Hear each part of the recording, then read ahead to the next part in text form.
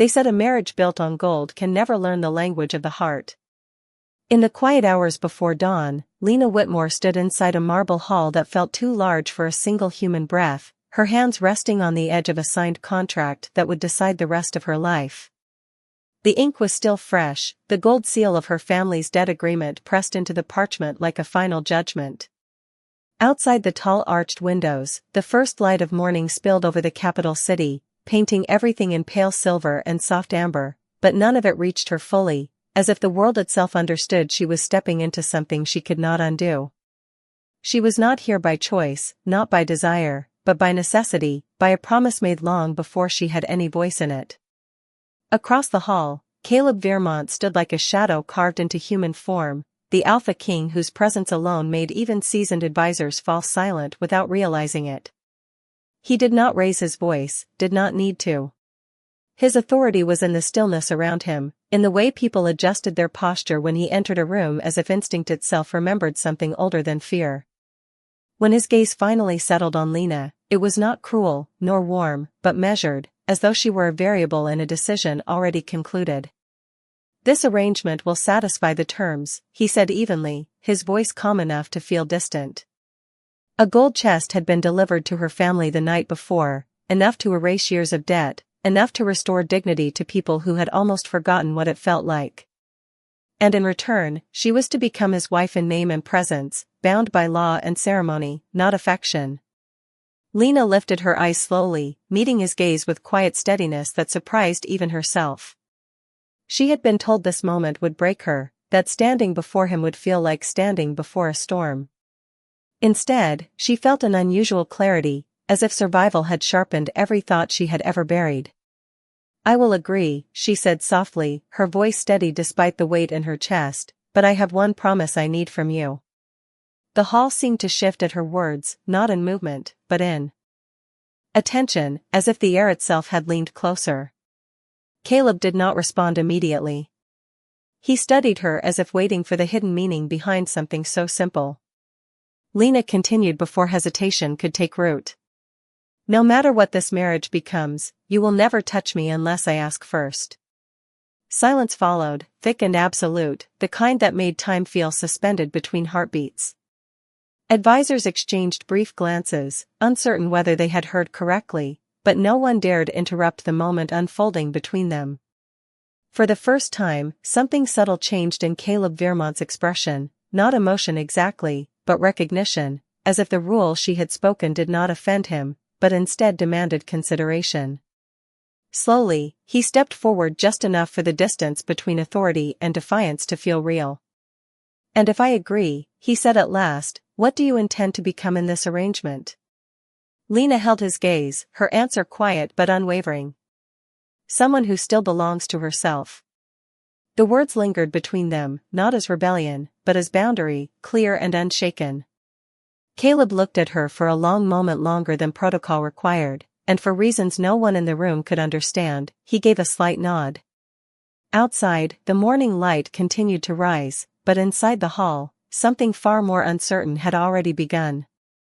The moment the contract was accepted, the atmosphere in the hall shifted in a way Lena Whitmore could feel rather than see, as if the world had quietly acknowledged that a private decision had become a public reality.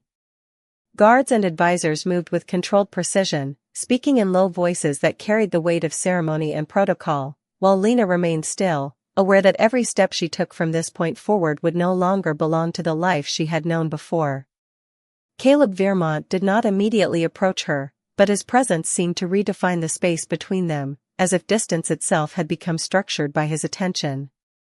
When he finally turned, it was not with urgency, but with certainty, and he gave a subtle motion that signaled the transition from agreement to implementation.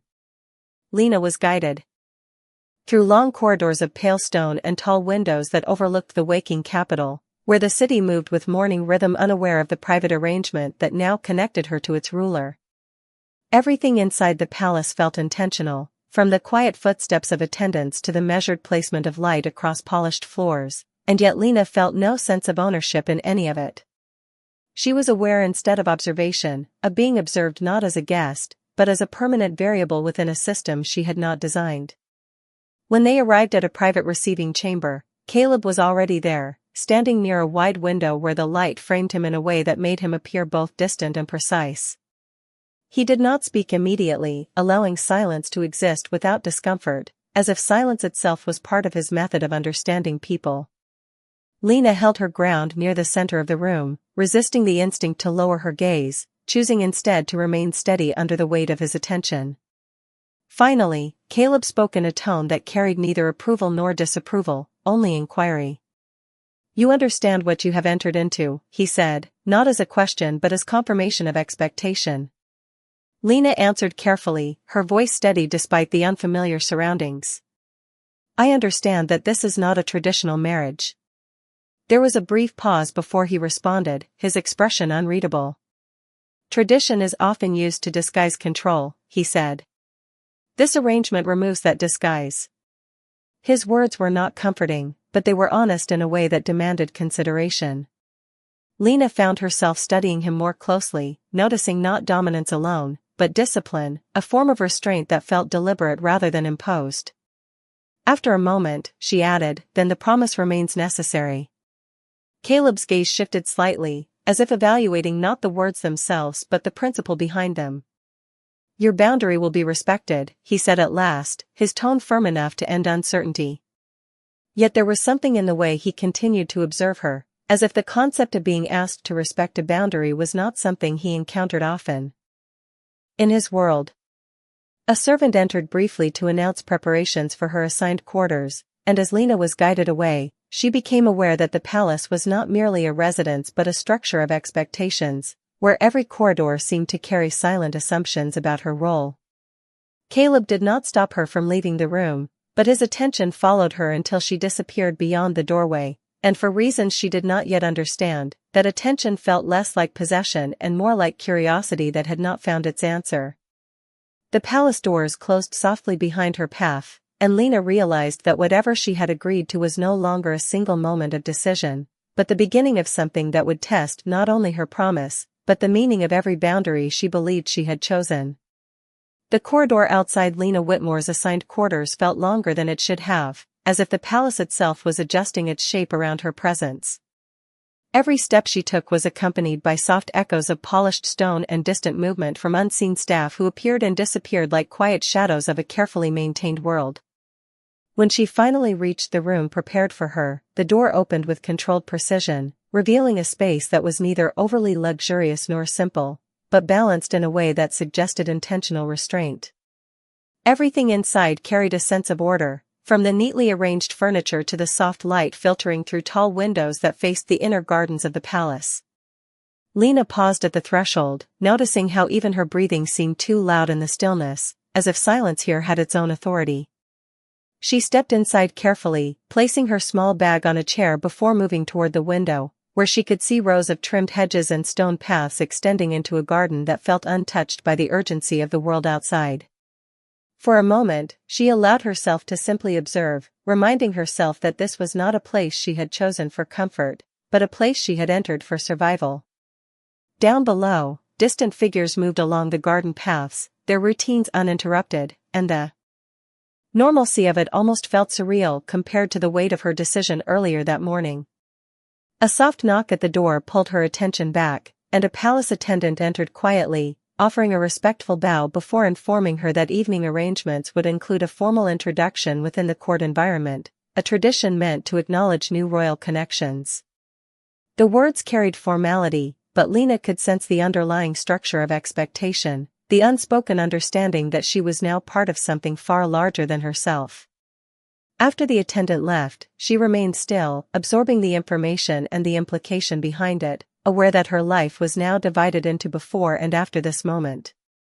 Meanwhile, in another part of the palace, Caleb Vermont stood in a private chamber overlooking the same gardens, though from a higher vantage that revealed more of the palace grounds and the controlled symmetry of its design. He had not changed his expression since the agreement had been finalized, yet his attention seemed less fixed on governance and more on something unresolved. Advisors entered briefly to report on scheduled matters, but his responses were minimal, each answer delivered with clarity that ended conversation rather than inviting it. When the room was finally quiet again, he turned slightly toward the window, his gaze settling on the distant section of the palace where Lena now resided. There was no visible change in his demeanor, yet something in his focus suggested continued evaluation, as if the outcome of the arrangement had not concluded with acceptance but had only entered its first phase of observation. He recalled her words, not as repetition, but as structure, the way she had established a boundary without hesitation, and he considered how uncommon it was for anyone to speak to him in terms of conditions rather than requests. Outside, the light of the afternoon shifted slowly, stretching shadows across the palace grounds, and somewhere between silence and thought, Caleb made a decision that did not require announcement. Lena Whitmore would not simply be placed within the palace system, she would be observed beyond. The terms of their agreement, not as possession, but as a question the future had not yet answered. And in her room, unaware of this silent conclusion forming across the palace, Lena stood once again by the window, watching the world continue its motion, sensing only that the path ahead of her was no longer static, but quietly beginning to change. The afternoon light had begun to soften when Lena Whitmore was summoned again, this time not by an attendant but by a formal request delivered with greater weight, as if the palace itself had shifted from preparation into presentation. She was escorted through a different corridor than before, one lined with tall mirrors that reflected her movement in fragments, making her feel as though she was being observed not just from outside but from every possible angle of memory and expectation. The silence between her footsteps and the escort's was measured, not uncomfortable but deliberate, as if the palace understood that she was still learning its language. When the corridor opened into a preparation chamber, she was met by attendants who spoke gently but efficiently, guiding her through the customs required for an evening introduction within the royal court. The process was not decorative, nor indulgent, but precise, each step designed to communicate status, transition, and acknowledgement. Lena remained quiet throughout, her thoughts anchored to the promise she had made and the boundaries she had set, reminding herself that nothing here was meant to define her beyond her own agreement. As she was prepared for the evening, she caught glimpses of herself in polished glass, not transformed, not elevated, but refined into something that belonged neither to her past nor yet to her future. Meanwhile, Caleb Vermont stood within the council chamber, where the atmosphere was shaped by quiet anticipation rather than discussion. Reports had already been delivered, strategies acknowledged, and decisions postponed, yet his presence had not shifted toward relaxation. Instead, there was a subtle tension in his stillness, as if his attention remained divided between obligation and something less defined. When an advisor cautiously mentioned the evening introduction, Caleb offered a brief acknowledgement without elaboration, signaling neither approval nor disinterest, only awareness. As the time approached, the palace began to fill with controlled movement, guests arriving under invitation, their presence regulated by rank and purpose. The grand hall where the introduction would take place was illuminated with soft, layered lighting that revealed architecture designed to impress without overwhelming, where every detail suggested authority balanced with restraint. Lena entered from a side corridor, guided to a designated position that placed her within view without placing her at the center. The shift in atmosphere was immediate, not loud, but perceptible, as conversations lowered and attention adjusted. Caleb arrived moments later, not announced by words but by the natural recalibration of presence that followed him wherever he moved. He did not immediately look toward Lena, yet the space between them seemed to register awareness on its own, as if distance had become an active participant in the room. When their eyes finally aligned across the hall, there was no dramatic reaction, no visible change in expression, only a quiet recognition that this was no longer the moment of agreement, but the beginning of observation under witness. Lena held her position steadily, remembering the promise that defined her boundary, while Caleb remained still in his place, neither closing distance nor increasing it, as though understanding that what had been established between them was not meant to be rushed. Around them, the court continued its ritual of acknowledgement, but beneath it all, something unspoken had begun to take shape, not as conflict, but as awareness, subtle and persistent, like the first sign of a path that could not yet be named. The silence that followed Lena Whitmore's entrance into the grand hall was not empty, but structured, as if every person present had unconsciously agreed to hold their breath for a moment longer than necessary. She remained in her designated position, aware of the way distance shaped perception in this place, where proximity to power defined meaning more than words ever could. The court continued its ritual movements, soft exchanges of greetings and controlled gestures of respect, yet beneath it all, attention subtly returned again and again to the space she occupied, as though her presence disrupted an invisible balance that no one was willing to name aloud. Across the hall, Caleb Vermont stood among the highest tier of observers, his posture unchanged, his attention steady in a way that made interpretation difficult even for those accustomed to reading authority. He did not move toward her, nor did he withdraw, but the space between them felt increasingly defined, as if the earlier agreement had matured into something that required silent acknowledgement from both sides. Lena noticed this without reacting, maintaining composure while observing the structure of the room, the distribution of eyes, and the careful choreography of influence that shaped every interaction around her. A formal announcement marked the continuation of the evening, acknowledging her integration into the royal arrangement, not as a guest of honor, but as a recognized participant within the sovereign structure. The words were neutral, yet they carried weight, and Lena felt the subtle shift in how she was perceived by those who now recalculated her position within their understanding of power. She kept her expression steady, remembering the promise she had said earlier, not as defiance but as a reminder of agency within constraint. As the ceremony progressed, a series of formal acknowledgments followed, each one reinforcing the transition she had entered, while Caleb observed without interruption, his focus occasionally shifting not toward the ceremony itself, but toward Lena's reactions, as if measuring something not stated in protocol. At one point, their gazes aligned again across the structured space of the hall, not by accident but by inevitable convergence, and in that brief moment, there was no exchange of emotion, only recognition of presence within shared consequence.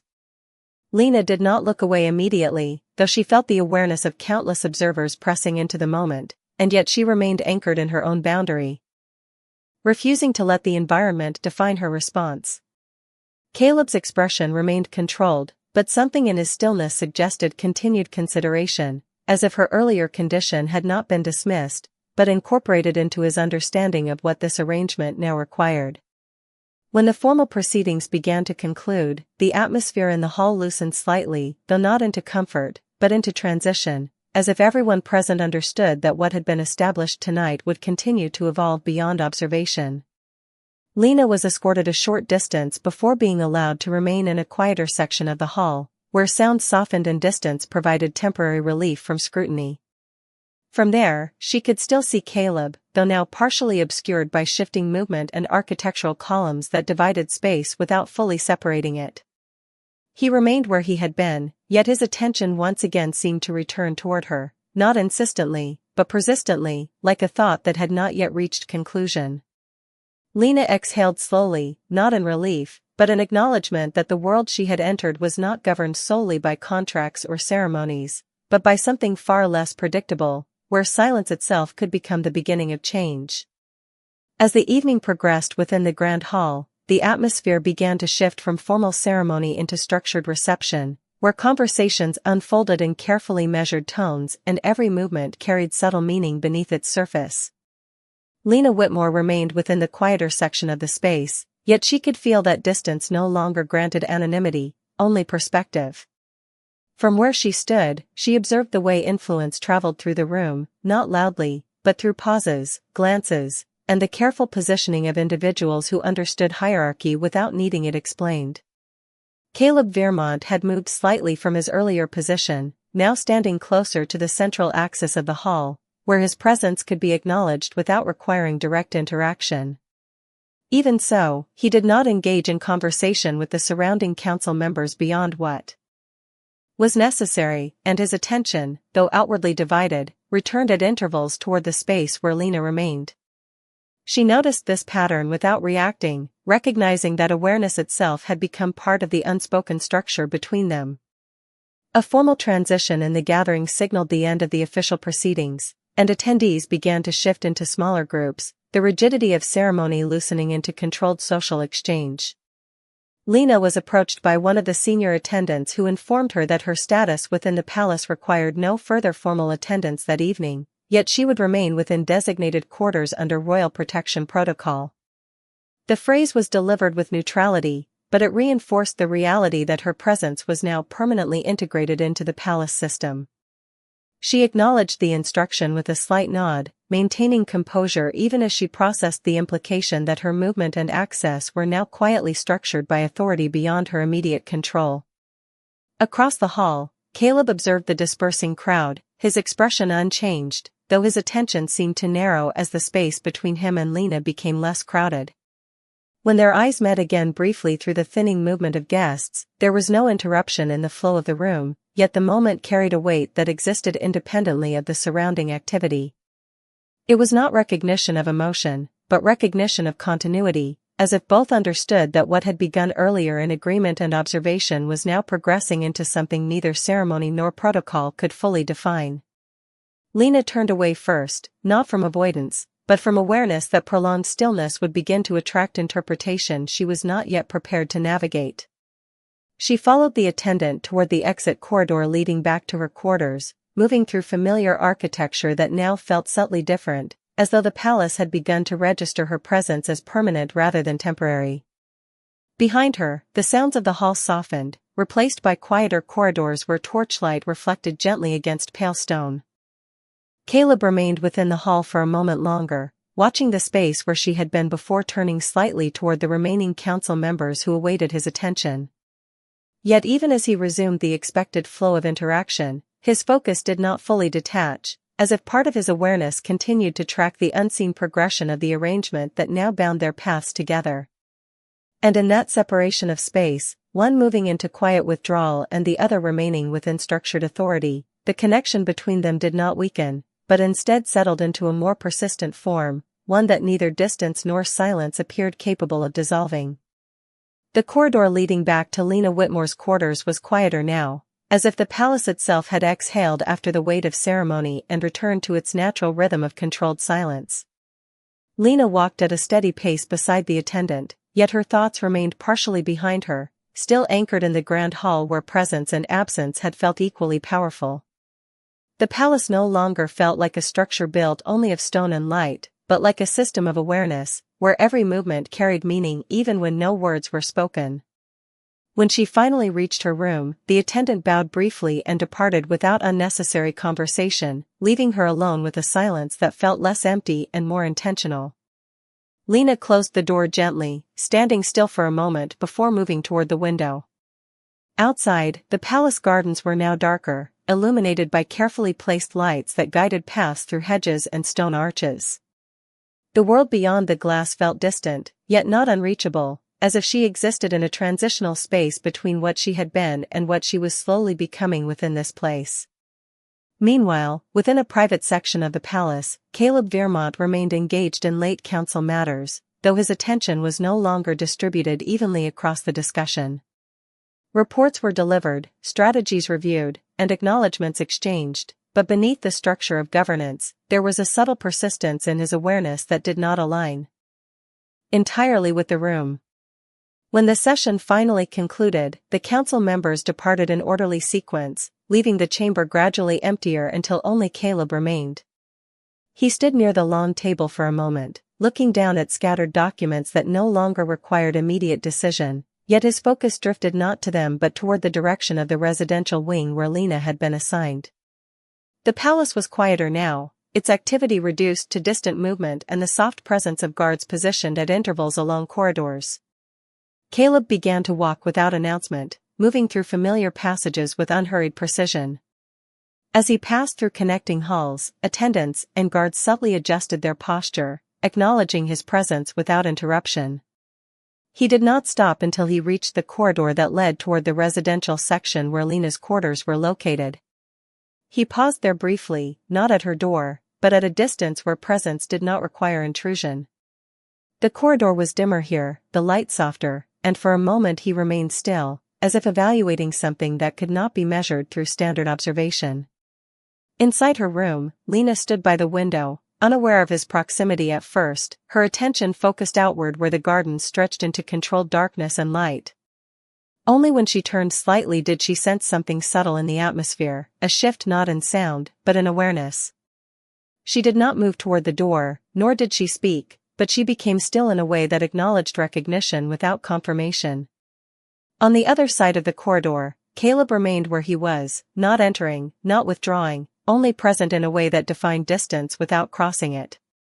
After a long moment, he turned slightly and began to walk away, his steps measured and silent, leaving the corridor unchanged in appearance but altered in implication. Lena remained by the window long after the presence had passed, not certain whether what she had felt was intention or coincidence, only aware that the boundaries she had set were no longer simple lines on paper, but something the space between them itself seemed to remember. The night had settled deeper over the palace, and with it came a quieter rhythm that softened every corridor into shadows and faint light. Lena Whitmore remained near the window of her quarters, though her attention was no longer focused on the distant gardens. Instead, it lingered inward, on the strange awareness that the palace no longer felt entirely neutral toward her presence. It was not hostility, nor welcome, but something more ambiguous, like a system slowly recalibrating around an unfamiliar constant. She had not moved for some time when a soft knock interrupted the stillness. It was not urgent, yet it carried enough formality to pull her fully back into the present moment. When she opened the door, an attendant stood outside holding a sealed message, its insignia marking it as direct communication from the Royal Administrative Circle. The attendant bowed slightly and explained that the message pertained to procedural clarification regarding her integration into palace residence protocol. Lena accepted it without comment and closed the door again, turning the sealed document in her hands before opening it carefully. The contents were brief, outlining expectations, restricted access areas, and subtle reminders of her defined position within the palace structure. Nothing in the wording was openly controlling, yet every sentence carried an underlying architecture of limitation and observation. She read it once, then again, not out of confusion, but out of recognition that even within order, there were layers of meaning that could not be ignored. Meanwhile, in the central administrative wing, Caleb Veermont stood alone in a dimly lit study chamber where strategic maps and diplomatic correspondences were arranged across a wide table. The room was quiet except for the faint sound of a distant clock marking time with steady precision. He reviewed the day's reports without urgency, though his focus repeatedly drifted from the documents to an unmarked section of the table where nothing of importance had been placed. After several moments, he paused entirely, his attention no longer on governance but on something less defined, as if an unresolved thought had taken priority over structured responsibility. When a senior advisor entered briefly to deliver final updates, Caleb acknowledged them with minimal response, then dismissed the exchange with a subtle gesture that ended the conversation without dismissal in tone. Once alone again, he remained still for a moment longer before moving toward the window. From that height, the palace grounds extended outward in controlled symmetry, illuminated by carefully maintained light sources that guided movement through gardens and corridors. His gaze settled not on the broader view, but toward the residential section where Lena had been assigned. There was no visible change in expression, yet his stillness carried continuity rather than pause, as if his attention had simply shifted form rather than direction. In her quarters, Lena placed the document on the table and returned to the window, though now her posture reflected something quieter than before, not uncertainty, but awareness that her presence within this place was no longer passive. The palace did not simply contain her, it responded to her in ways that were subtle but increasingly difficult to dismiss. She looked out at the gardens again, noting how the lights traced paths that seemed unchanged, yet felt different now that she understood she was part of the system that observed them. In the distance, beyond walls and structured space, life continued in its ordinary rhythm, yet within the palace, something less visible had begun to shift, not through action, but through sustained attention. And in that shared silence between two separate spaces, Lena Whitmore and Caleb Veermont remained connected not by proximity or conversation, but by a growing awareness that neither of them had yet chosen to define, and which neither distance nor protocol seemed capable of fully separating. The palace had entered its deepest hour of night, when even the most disciplined corridors seemed to slow their breathing, and the boundaries between structure and silence became almost indistinguishable. Lena Whitmore stood once again by the window of her quarters, though her reflection in the glass felt less like an image and more like a reminder that she now existed within a place that continued to observe her even when she was still. The document she had read earlier lay undisturbed on the table behind her, its presence no longer urgent but still persistent in meaning. She did not revisit its words, yet they remained present in her awareness, like instructions that had already begun to influence her understanding of space and limitation. Outside, the palace gardens were dim, illuminated by controlled light sources that marked pathways with precision rather than warmth, and Lena found herself noticing details she had not considered before, such as how every illuminated path suggested direction without offering freedom of choice. Meanwhile, within the upper administrative wing, Caleb Vermont remained awake in a chamber that had shifted from governance to solitude. The maps and documents had been cleared, leaving only the structure of the room and the quiet presence of thought that no longer required external input. He stood near the center of the chamber, not moving, not speaking, as if stillness itself had become a form of evaluation. His attention was no longer directed at political matters or scheduled obligations, but instead toward the unresolved presence that had begun to persist across his awareness since the beginning of the arrangement.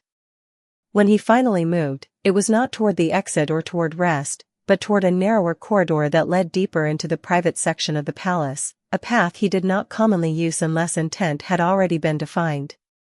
His steps were unhurried, measured with the same precision that characterized his decisions, yet there was a subtle deviation in purpose that was not reflected in his outward composure.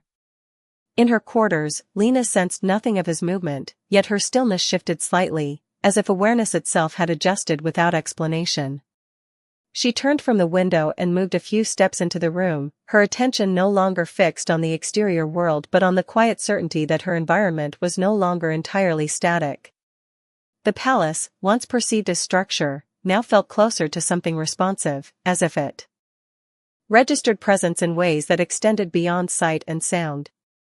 Caleb reached the corridor outside the residential section where her assigned quarters were located and paused without announcement. There were guards positioned at a respectful distance, but none spoke, none moved, as his presence required no confirmation. He did not approach the door immediately. Instead, he remained in place, as though acknowledging a boundary without intending to cross it. Inside the room, Lena stopped completely, not because she had been informed of anything, but because something subtle in the atmosphere had changed, a quiet pressure that suggested proximity without contact. She did not move toward the door, nor away from it, but remained centered within her space, aware that stillness had become its own form of response. For a long moment, nothing occurred outwardly, yet within that silence, the separation between corridor and room, between authority and autonomy, felt less like architecture and more like intention. Caleb finally turned away from the door and walked back down the corridor, his steps unchanged in rhythm, though the direction of his focus had shifted in a way that was not visible but undeniable. Lena remained where she was for several moments longer, listening not for sound, but for absence, until even that presence faded into the quiet structure of the palace night. And in that shared silence, without contact or declaration, something between them continued to exist, not yet defined, but no longer accidental, as if both had begun to acknowledge a connection that neither had formally chosen to name.